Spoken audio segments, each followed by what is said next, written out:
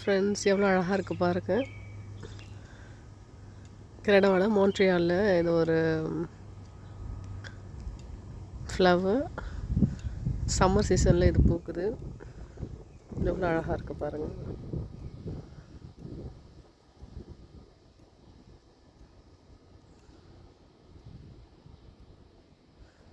இந்த ஃப்ளவரோட பட்ஸு.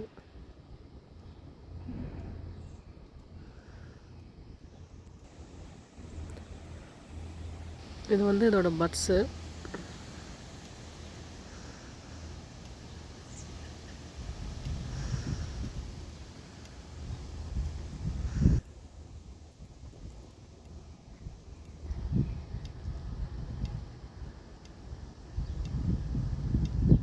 நம்ம ஊர் சேஞ்சிங் ரோஸ் ஆட்டம் இருக்குது.